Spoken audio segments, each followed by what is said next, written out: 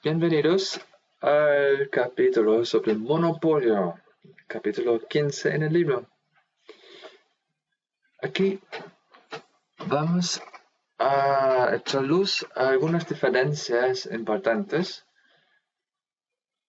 que valen o que se dan cuando en un mercado no tenemos una situación de competencia, sino que monopolio, es decir, donde antes había una multitud de productores que ofrecen un bien, ahora hay un solo, y hay monopolio, un solo.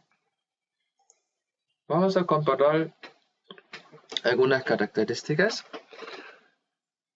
partiendo con lo que ocurre con el precio.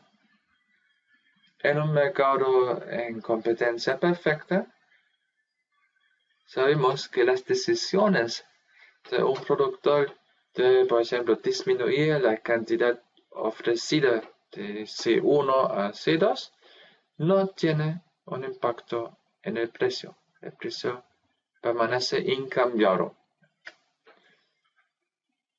¿Por qué era así? Porque si él ofrece una cantidad diferente y si esto efectivamente produce una presión hacia arriba del precio, hay otros que van a ofrecer la cantidad de diferencia. Entonces la mano invisible, entre comillas, no genera esta permanencia del precio. En un monopolio no hay otros. Entonces, efectivamente, cuando el monopolista decide ofrecer menos, no hay quienes absorben esto o compensan con una mayor oferta, por lo tanto, la demanda incambiada frente a una oferta disminuida produce una escasez con la consecuente presión del precio hacia arriba.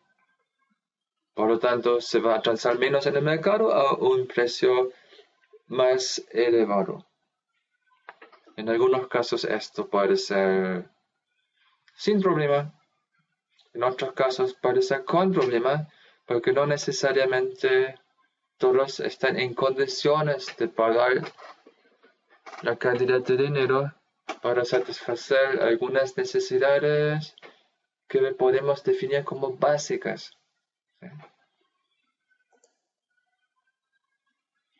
El ingreso marginal.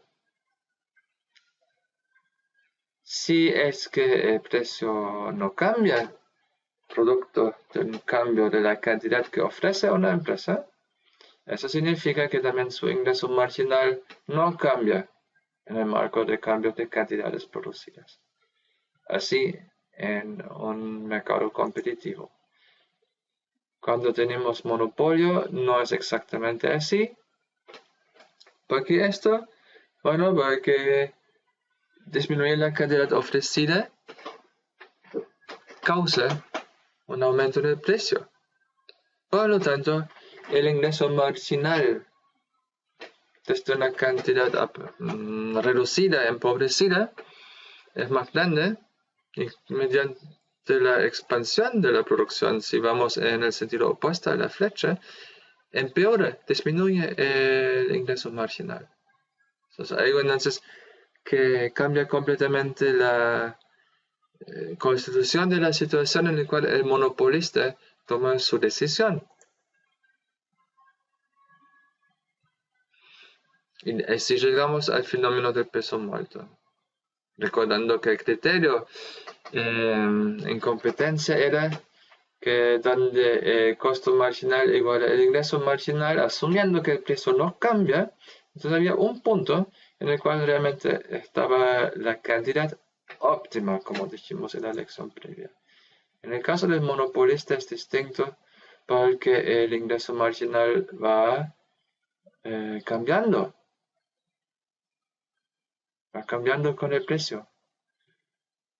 Por lo tanto, si el monopolista sigue esta regla de ingreso marginal igual costo marginal para determinar su cantidad de monopolista, entonces tenemos puesto que el precio va disminuyendo o subiendo, tenemos una cantidad producida del monopolio que es inferior, es más pequeña a la cantidad que se produciría en un mercado competitivo. Lo que se pierde en este cambio, eso es lo que llamamos la pérdida de peso muerto.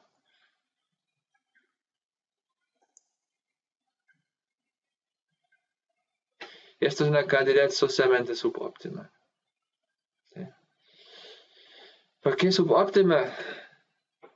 ¿Se recuerdan lo que dijimos sobre cómo se puede medir el bienestar económico como la suma de los excedentes? Que estaba entonces entre la oferta y la demanda, este área triangular. Ahora tenemos costo marginal, donde antes activamos oferta, y ustedes recordarán que pasa por los mismos lugares las dos líneas.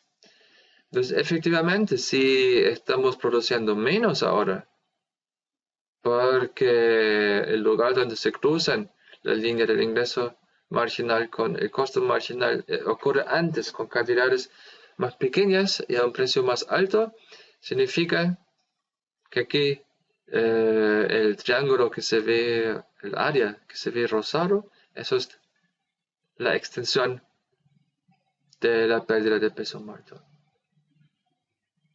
Y esto es socialmente subóptimo. En la sociedad que estamos mirando aquí en este ejemplo de clase, la colectividad de los individuos podría haber realizado excedentes más grandes de lo que realmente ocurre, y así podemos cuantificar entonces cuánto pesa esta pérdida de peso muerto. Pero hay más. Cuando estamos en situación de monopolio, puesto que el monopolista puede dictar el precio, entonces puede tratar diferentes segmentos de compradores de manera discrecional y puede entonces fijar precios específicos para los diferentes segmentos. Habrá diferentes criterios para segmentar, pero uno que sería simple es la capacidad de pago. Entonces podemos mirar la población de compradores, separarlos en diferentes segmentos según su capacidad de pago y ofrecerles condiciones diferentes. De tal manera que a los que tienen poco dinero se les ofrece a un precio más bajo, y a los que estarían en condiciones y dispuestos a pagar más, se les cobra un precio más alto. Y así entonces el monopolista puede apropiarse de por lo menos una parte del excedente del consumidor y convertirlo en excedente del productor. Ahora, esto socialmente no se nota un cambio de cantidades, porque lo que los consumidores pierden lo ganan el productor, el monopolista. ¿Sí? Pero no obstante, podemos reflexionar sobre si nos gusta este traslado de excedente desde múltiples compradores a un solo monopolista. Entonces, resumiendo, la organización del mercado monopolística conduce a una pérdida social por peso muerto, como lo que vimos, y además la apropiación o traslado de excedentes de los compradores al productor. Entonces, tenía uno donde no es necesario que un mercado funcione de forma monopolística, podría ser preferible que no funcione así, y así donde hay un gobierno se podría reflexionar sobre políticas públicas que intenten de contraponer fuerza a una tendencia de los mercados a producir concentración. Porque naturalmente, ¿cuál sería la empresa que no les podría gustar una condición monopolística, cierto? Entonces, podemos tener una legislación antimonopolio. En Chile hay un tribunal de libre competencia. Otros países tienen otras instituciones públicas, pero en la mayoría de países industrializados existe un cuerpo legal que vigila para resistir o frenar intentos de actuación o de conducta monopolística. Donde no es una ley con un acuerdo o algo equivalente, pueden ser regulaciones que, si bien no pueden evitar la existencia de un monopolio, pueden contraponerse a la posibilidad del monopolista de manipular, entre comillas, el precio. Por ejemplo, en Chile, la tarifa de telecomunicación es un precio, pero que no se deja enteramente libre al ser dictado por parte de las compañías de telefonía, sino que hay una regulación, un proceso de puesta en común y negociación bastante transparente.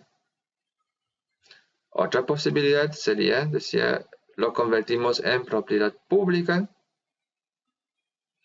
Así, no hay empresa privada en el sector, y si bien esto no nos deja con el problema de tener una empresa privada monopolista, es como decía, monopolio de Estado.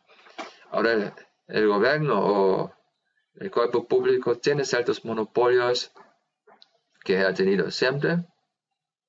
Piensen, por ejemplo, en la defensa nacional, ¿sí? O en las fuerzas del orden en general. No siempre es así. En algunos países, la educación es tarea exclusiva del Estado.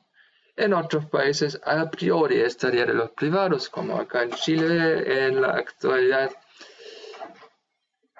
Así que hay diferentes opciones, ¿no? Y bueno, la última posibilidad es decir, no hacer nada. No nos metemos como gobierno en los procesos de la economía. Obviamente, el no hacer nada es como una política pública, ¿no? Esto entonces es brevemente presentado lo que diferencia el monopolio de la organización competitiva del mercado. Desde el punto de vista de la economía, entonces es una imagen bastante negativa del monopolio. No obstante, a veces el monopolio es como un mal necesario, entre comillas. Por ejemplo, cuando hay economía de escala, cuando no es posible que haya muchas empresas sin que por la relativa ineficiencia los costos sean muy altos, y ya hemos visto que los costos hacen que los precios puedan ser muy altos, ¿sí? Así ocurre en Chile, por ejemplo, con lo que es generación y transmisión de electricidad.